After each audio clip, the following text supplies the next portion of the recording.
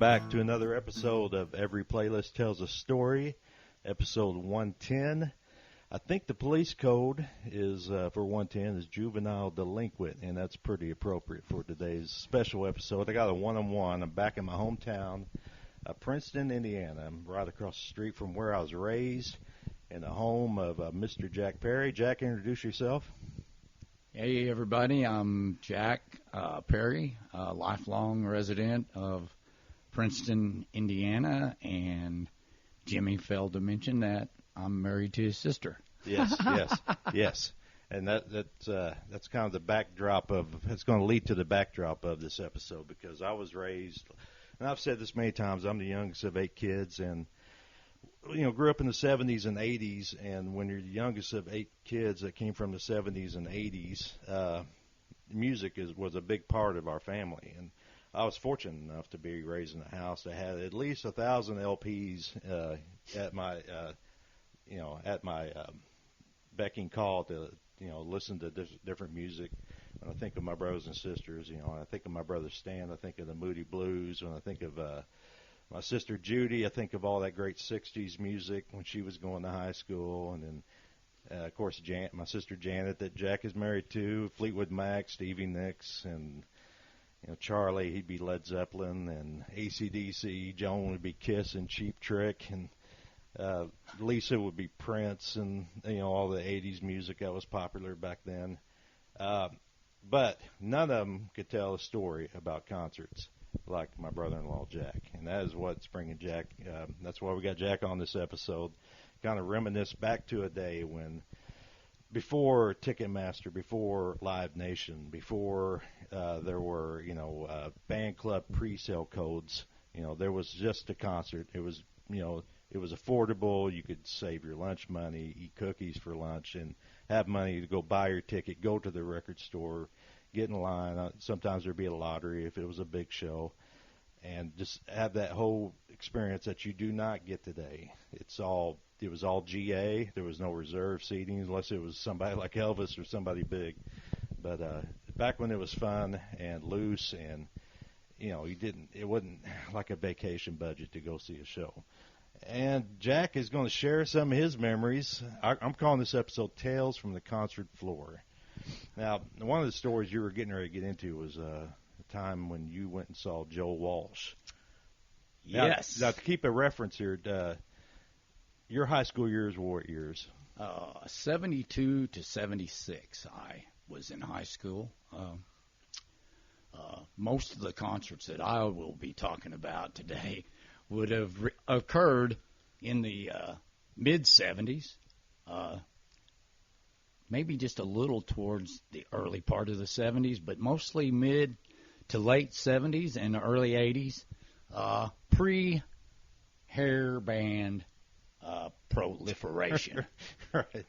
Never a big hair band guy was I. Saw a few of them in my day. Not bad, but nothing like the 70s. Well, yeah, because I was my high school years were 84 to 88, and it was all hair band then. And the problem I had is that, everybody was into Bon Jovi and Poison and Rat and all that, but I knew who Led Zeppelin was. I knew who Uriah Heep and the Outlaws and, all the 70s music. It's like, really, it was a byproduct of what happened in the 70s. Exactly. And that it was a cheaper version of that, in my opinion. Exactly. And that's why me and Jack connect so well, because we both have a passion for that era of music. My biggest regret is that I never got to see Zeppelin. They played Evansville, Roberts Field House, not Roberts Stadium, not the Ford Center, but Roberts Field House. Is that what they called it back then? That's what they called it back in the late 60s. When I was 11 years old, Zeppelin ran through Evansville, and, of course, that was a little pre-concert era for me, even me. So missed those guys. Missed Hendrix. 69. Hendrix and Zeppelin both come through Evansville. But let me give you a little bit of a start off for me. I grew up in a musical family, 3 brothers in garage bands, bar bands around the south end of Princeton growing up. Had my own garage band at one time when I was 12, 13 years old. But my first concert, which, you always kind of remember your first one. First concert I attended was with my older brother Chuck. 3 Dog Night and the Smiths at Roberts Field House. Now, when you say the Smiths, I think of the 80s band, the Smiths. Heaven knows I'm miserable now and all that. Yeah, not the same Smiths. Right. Different Smiths. Pretty influential band of the time, but not to the point of like the 80s Smiths. Oh, you're right, gotcha. Yeah. That was my first official concert. Of course, I had the brotherly chaperone along with me, or I was along with him. I was 12 years old. What year are we talking here? 1970. Oh, so this is the prime of 3 Dog Night. Right. This was when 3 Dog Night was a giant selling band worldwide, really. I mean, touring all the time and all that. Yeah, all the hit songs you think of, that was around that time. Right. So that was my first concert. Probably I wouldn't say a favorite concert of mine, but still, you always remember that first one. My first official concert, and one of the better concerts I believe I ever saw, was my first official concert. Non-chaperone concert. Non-chaperone kind of things. Thanks, Jimmy, for kind of helping me along there. Was in 1972.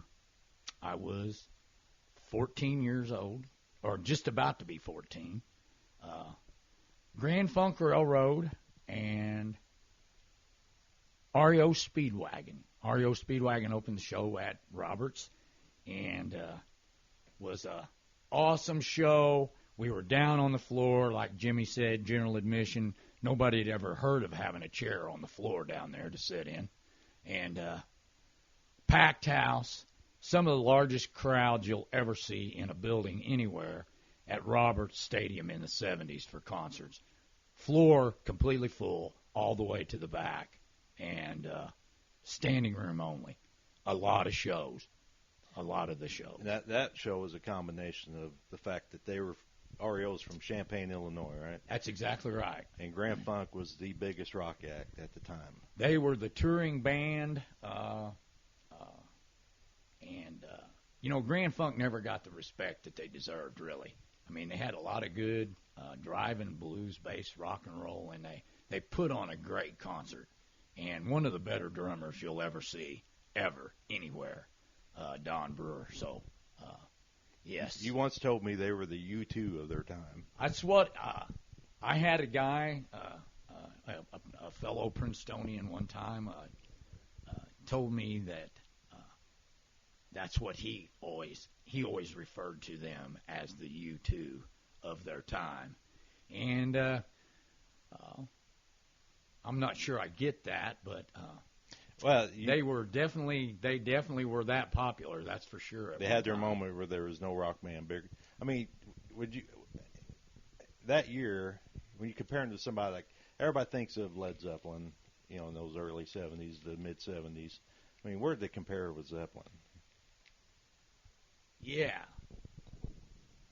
I mean, just a point of reference, because a lot of people, when they think Grand Funk Railroad, they don't get the airplay or the love that Zeppelin does. Oh no, and they don't get the play, and they don't get the respect, and even now they still write about how shallow their music was. Some of the critics, and they had a lot of management issues, as I recall. Grand Funk did, and really caused a lot of turmoil with them. And yeah, it's all over the YouTube. There's a ton of complaints about management back then. Yeah, and there's animosity, I guess, that exists between Mark Farner, the original singer and guitar player for Funk, and the rest of the band. And which are still going, the two main guys. Yeah, the two main guys, the drummer and the bass player, are still out there pounding it away. Yeah, we saw them at Kid Rock last year. Yes, and I This old man cried when he heard I'm Your Captain by Funk. I tell you, not a better song in the 70s than I'm Your Captain. Well, yeah, when you bring out the Philharmonic here in the middle, exactly. to capture what the feeling's supposed to be. Yeah. But that was one of my favorite concerts. And in between there and... Hold up now. Is there anything you remember unique about that show during the show?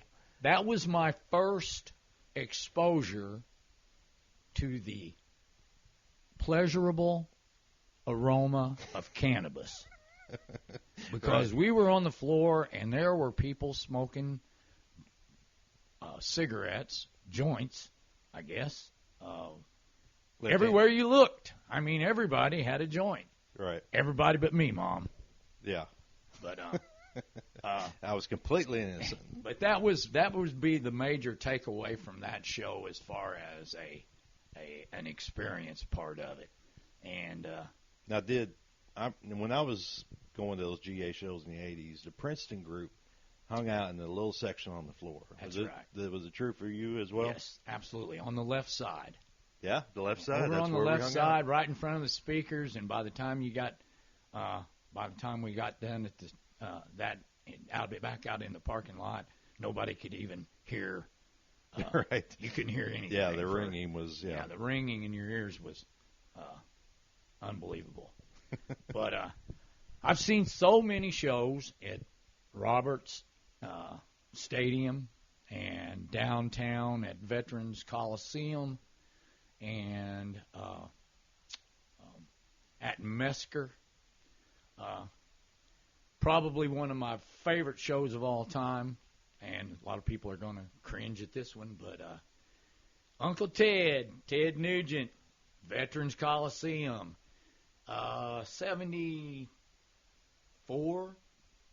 Okay, so mid 74. This is right after the Amboy Dukes, and right after Tooth, Fang, and Claw came out, and this is pre-Stranglehold. Derek St. Holmes on the singing and all that. Oh, St. Holmes wasn't even in the band. He yet. wasn't even in the band when I saw Ted the first two times I saw Ted. I don't believe Derek was the singer. Now, did he handle the singing, or did yes. he did all the singing? He did all of the singing. Okay. And, Ted's no singer. But I'll tell you what, Ted is a showman, and Ted is a guitar-playing fool, and some people don't appreciate that fact, but... well, you think about it, if David Lee Roth played guitar, I mean, it would be hard to separate the two. Exactly. And that turned, and David Lee Roth is not everybody's cup of tea either. No, never was mine, that's for sure. Because always loved Eddie, but David was enough to... I know why. Because you saw him in the 1984 tour, and he came out there with assless chaps. Yes, exactly right. And anybody's going to let his ass hang out and fly around over the crowd with ass sweat dripping off of him. It's a bit of a distraction, isn't it? It was a definite turn-off for this old geezer. Yeah, that's for sure. Nobody wants butt cheeks live on stage. No. Not at a concert, a rock concert. No.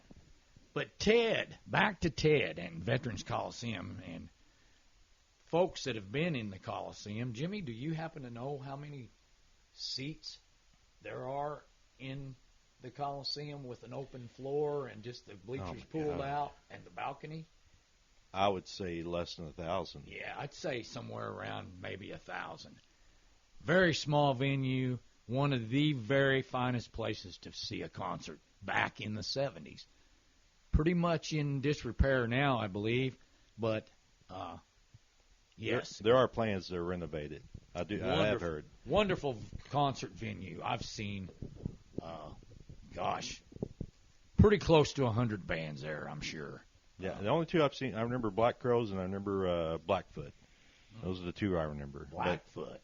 Yeah. I saw Blackfoot at the Coliseum. But this is in the early 90s. Yeah, and that would have been when I saw them, too. Okay. Yeah. And they still had Medlock doing the... Yeah, Ricky Medlock was still doing front. The singing, and I believe Jackson Spires was still playing the drums then. Yeah. So, yeah, great concerts, great... but, yeah, I can go down through a list I have a list here on my phone. Let's do it. And let me give you some idea of the shows that I saw. Because rock was anybody, outside of huge bands like Zeppelin. I mean, they all came through Evansville. Yeah. So I'll give you I just kind of ran down through a list of concerts that I can remember. I'm sure there's some that I've forgotten. But like Jimmy said, Blackfoot's on there. Seen ZZ Top. I've seen ZZ Top at Robert Stadium. I've seen them at Mesker. I don't know that ZZ Top ever played Veterans Coliseum downtown in Evansville. What was your earliest you've seen ZZ Top? Because they're one that first time I saw ZZ Top was in 1974, Robert Stadium. ZZ Top there was a 3-band setup. First band, I can't really recall who it was. You're kind of a here and gone band. Yeah. Second band was ZZ Top. Third band was Kiss. No way. First Kiss, album, then. Kiss and ZZ Top. Wow. And you know what? Now that I think about it, it may have been the other way around, where it was ZZ Top was the headliner and Kiss was the second band. Yeah, I'd say ZZ Top at that point in time. Yeah, that's probably the way it was, because by this time, the pleasurable aroma of cannabis was part of Jack's life. By this time. All right, so we're past the Three Dog Night, Grand Funk. Way past Three Dog Night. Grand Funk introduction. For ZZ Top, heading for Rick James and Snoop Dogg. Just kidding about that. You're right. All right. So, but one of the most beautiful things about this is that we saw these bands and we were paying $3.50, $4.50, $5.50, $6.50, just depending on how many bands there was. I mean, if you saw a 3-show band, it was $6.50 at the door. $6.50.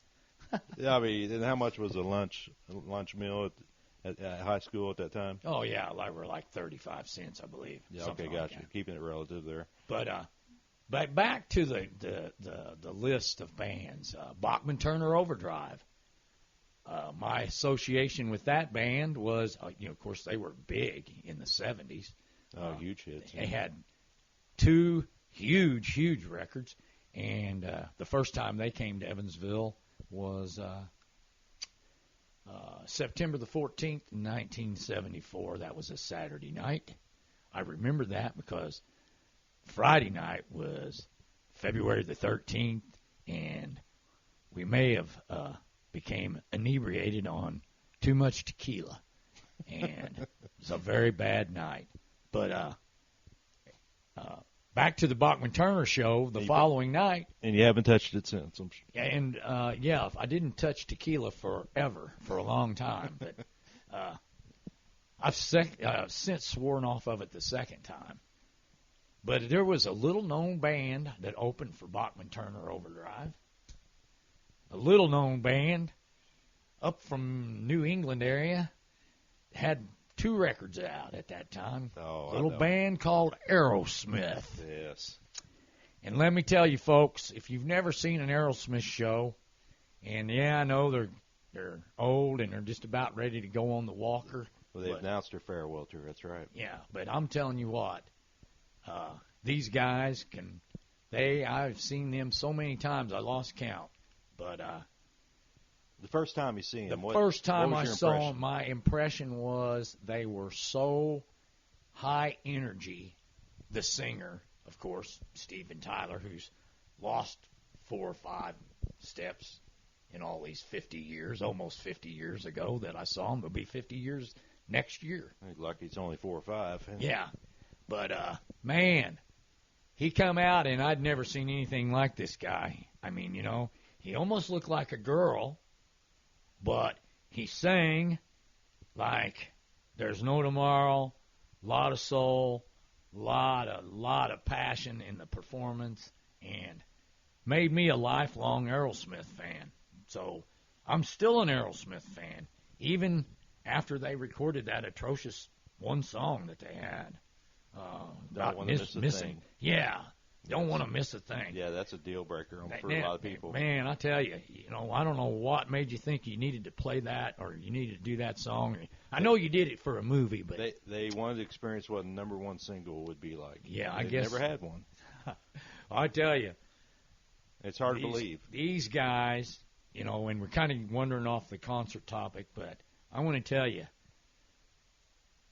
the very first Aerosmith record, Get Your Wings, Toys in the Attic, and Rocks. That is a 4-record.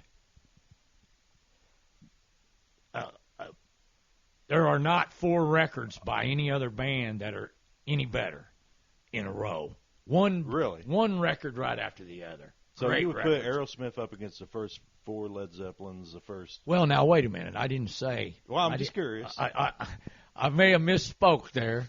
I'm prone to exaggerating my. You know who Eddie Trunk is, right? I mean, right. He had done this. He took in the 4-album run of a lot of bands, and they wanted to have this challenge of who had the best 4 albums. Now, his pick was Van Halen, but he's a Van Halen guy, and that's his era, you know. But no, you're not wrong. Those first 4 Aerosmith albums are. Yeah, and but then when they started to slide, they slid pretty. They slid pretty fast, but then they made a hell of a comeback. But they did what they had to do to get back into the main. Yeah, mainstream. But one of the best concerts you'll ever see, and of course, now it's a little bit too late for that. But there's a lot of concert footage of these guys. Now, would you say that's one time where the opener outshined the main act? Well, that is one of the shows that I can remember everybody screaming the name of the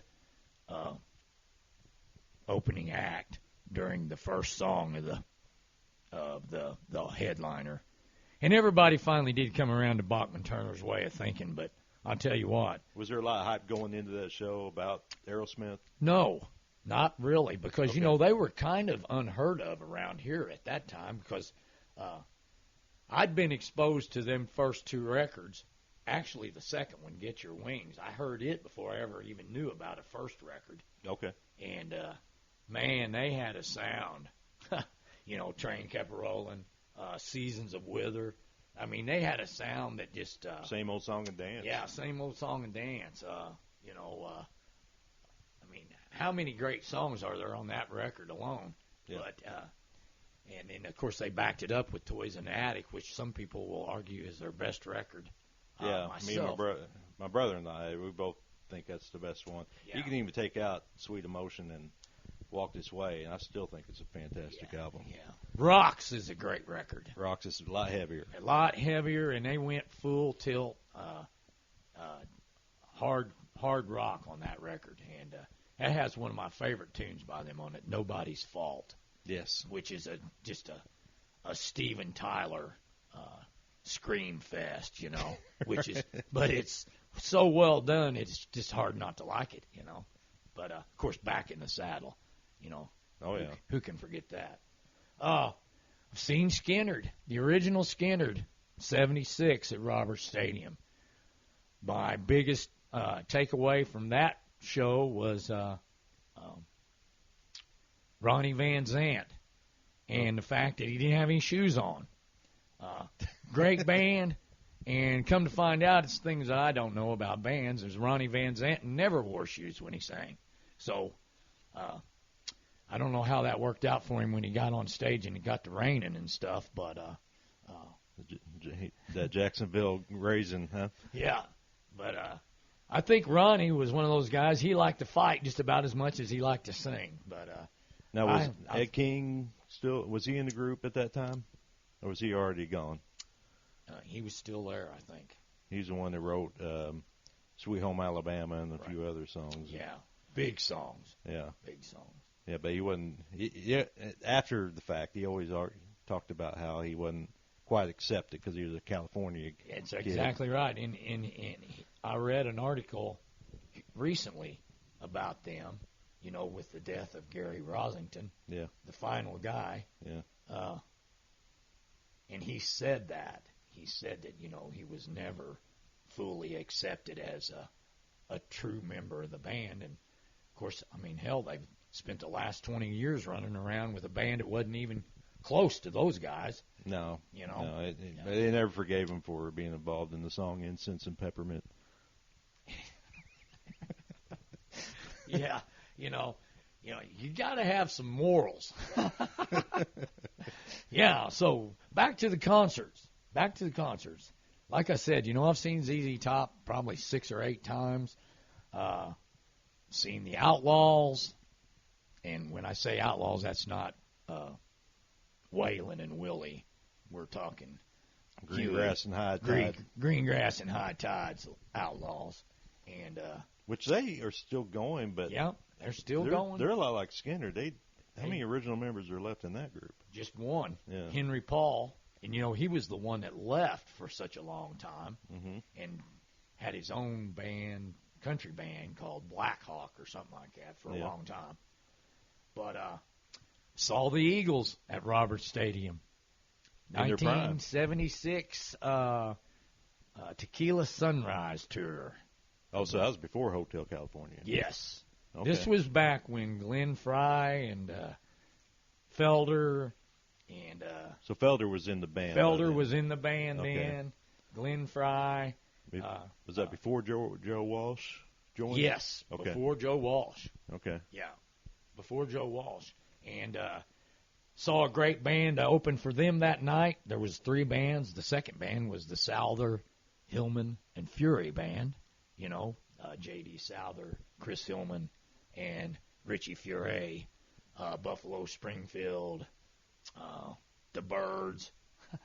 J.D. Souther, who could have been an Eagle, all he had to do was just say, "Yeah, I'm in."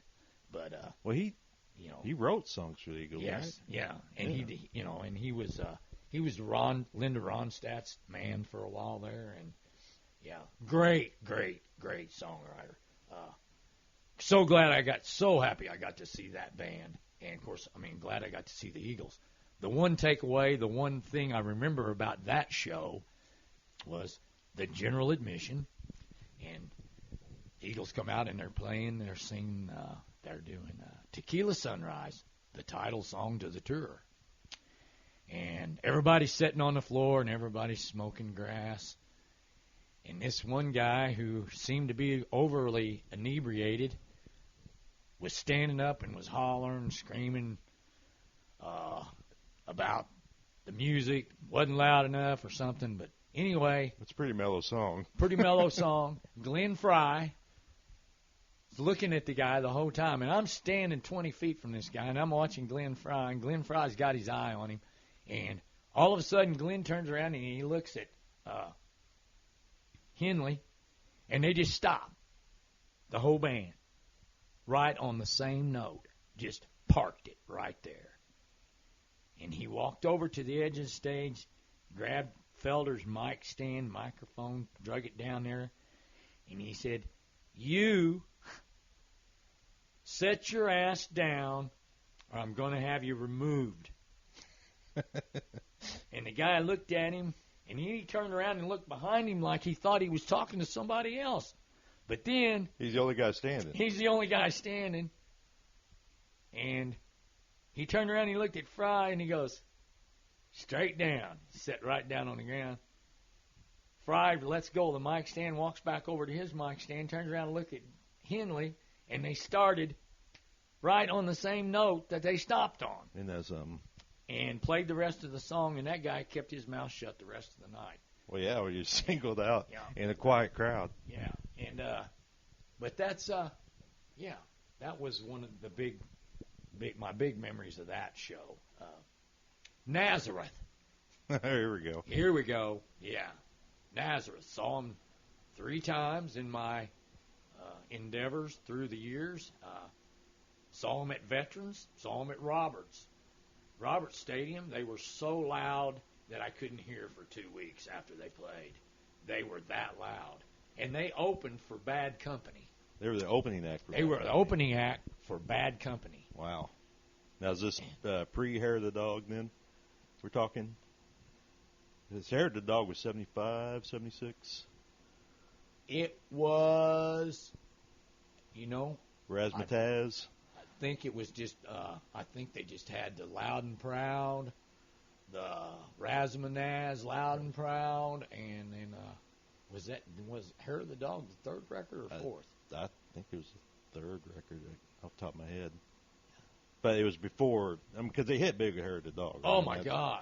That's and when they were so loud. Oh, my God, they were so loud. And Dan McCafferty's. Well, a voice like that. He had that big old booming-ass voice, and they had a bunch of electronic stuff on his voice, too, on a couple of songs, and it was just ear-piercing. Great band, though. Great band. Always one of my favorite bands. Got most all of their records. But saw them at Veterans Coliseum, and McCafferty had been in a car wreck and had broken his leg. And he sat on a bar stool and sang the entire set they played that night. And, singing a Nazareth tune, standing up's hard enough, let alone sitting down where you can't breathe, right? Right. So, but yes, great band. Great yeah, band. that was their third. Hair of the Dog was their third album. Yeah, that's what I was.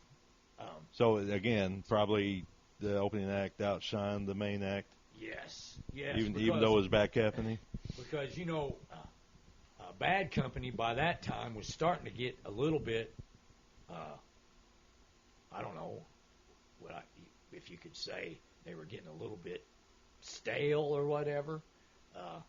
But it was just a real generic show from Bad Company. But still.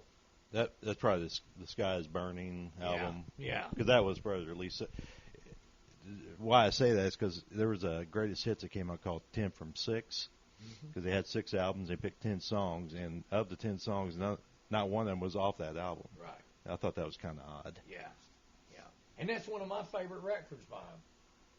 I mean, it's got some pretty good songs. Yeah, that brings up another thing that kind of threw me off guard. Is that your favorite Rolling Stone album is Black and Blue. That's right. And that threw me off because I never hear anybody say that. Oh, man. It's just one of my, I don't know. I think it was during, that was like in 77, maybe, 78, somewhere along in there, maybe even later than that. Black and Blue was 78, 77. It was, no, Some Girls are 78. So 77, 76, yeah. Yeah. And that was at the height of my album buying. Well, you went and saw them down in Memphis, I think. Yeah, see, this guy, he knows more about my concert. Well, I remember these stories. Yes, you tell me. Absolutely. 1975, July the 5th, 1975. I remember that because Mick Jagger said, congratulations on your 199th anniversary. And, but yeah, Memphis, Tennessee, Rolling Stones, Charlie Daniels, Jay Giles Band. Nice. Yeah, an eclectic group of musicians. A little band called Orleans. Still the One. Yeah, Still the One. They opened. Charlie Daniels played second. Jay Giles played third. And then we had a big, long delay between Jay Giles and the Stones. But As usual. But anyway, about 45 minutes before the Stones came out, this little old black dude come out on stage with his little flat top guitar, and they brought out a chair and a mic and stuff, and he sat down and he played blues guitar. Kind of like filler music. Yeah, I can't remember if it was a slide or not, but the guy's name was Fury Lewis, who is a Memphis local god. I mean, he's like a blues. He's like right up there with, Muddy Waters and Howlin' Wolf and Robert Johnson and those guys. Came out of that era. He was the same age as those guys because this guy was ancient, and we're talking 75, so I was 17. Gotcha. 17 years old. And that was that trip right there was on a whim. I had $30, and a couple of friends of mine, a young gal had a car, and we took off. No tickets, no nothing. Made it to Memphis, Rained, poured down rain 2 hours before the concert started. It was, but I can say that I saw the Rolling Stones, and not a lot of people can say that. Was that the Liberty Bowl, I'm assuming? Yes, it was in a stadium. The football Yeah, it was in the football stadium there. Yeah. And, and how did you score tickets? We walked up to the fence, and there was a guy selling ticket stubs, used ticket stubs through the fence. And he said, $10 a piece, $10 a piece. From old shows? Yeah. Okay. Yeah. And Kathy and I grabbed 2 of those ticket stubs, give the guy a $20 bill, and then her brother said, "You dumb motherfuckers, they're not going to let you in on that ticket. They're not going to let us in on them tickets." Well, guess what? We walked right in the damn door, handed them the ticket. They didn't even look at it. We just walked right on in. And right down on the football field we was at, right there, right in front of the stage, man, probably 40 yards from the stage. All GA?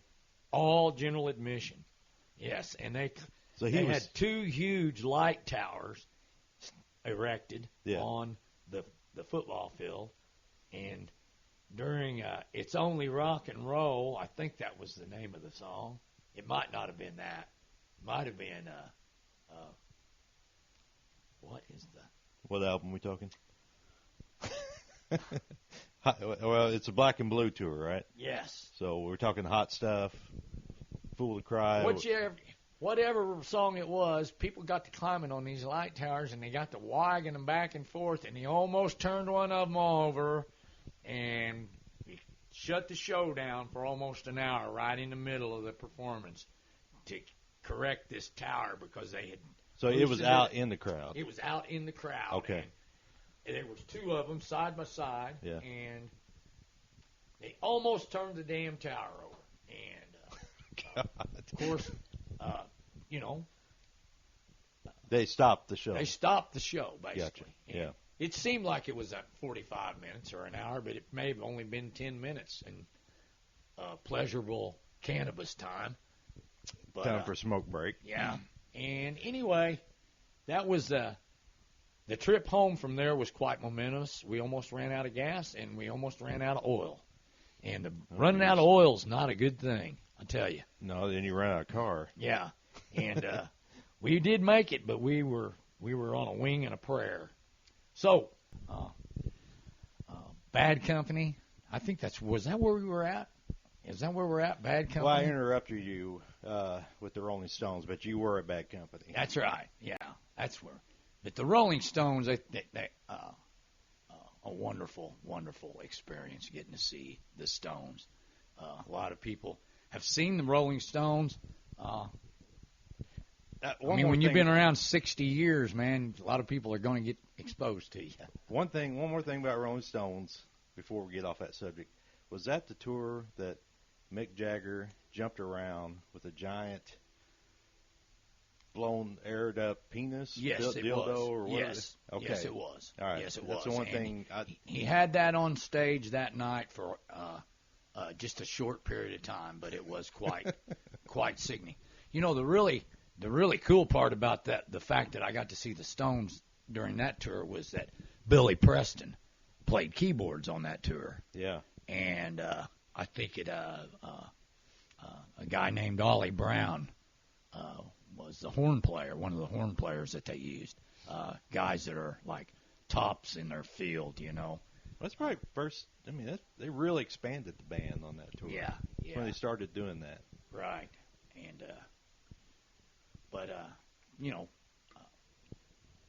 I guess that's I guess that would be the mega band that I actually got to see, I saw a lot of big bands, but the Rolling Stones, it's kind of hard to get much bigger than that. Was that the biggest venue you ever been in?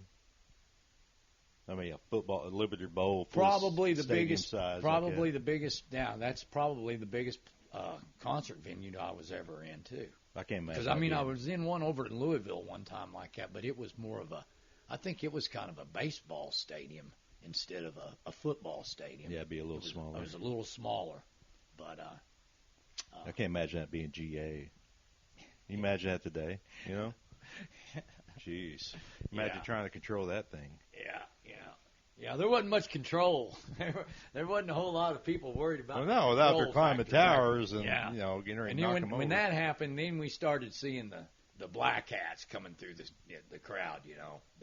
The cops were coming in. Surrounding it. They did a ring around it and everything, kept everybody off of it. And these guys come in and they shored it up with some boards and stuff. It was sinking. It was just scaffolding, is what it was. That's all it was, just scaffolding built up. With a couple lights and a guy on top of each one. A light, spotlight. Oh, spotlight guy, operator. With a guy. Operator. Okay, so that was the idea, mainly to have spotlights on top. Right. Okay. Right. Well, you think after Altamont, they'd be a little paranoid about what could go wrong, I guess apparently they forgot about that. Right. So, we talked about that, about the general admission. So, the very first time I was ever at a concert at Roberts Stadium, and there were seats on the floor, chair backs on the floor, folding chairs. Okay. Hundreds and hundreds and hundreds of them with the aisle down the middle, the same way they do it today. Mm-hmm. Jethro Tull. Oh, really? Yes. Now, why would they go that route?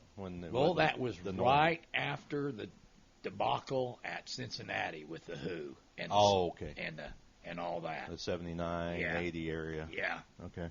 That was right there. When we got, it was a storm the floor kind of thing.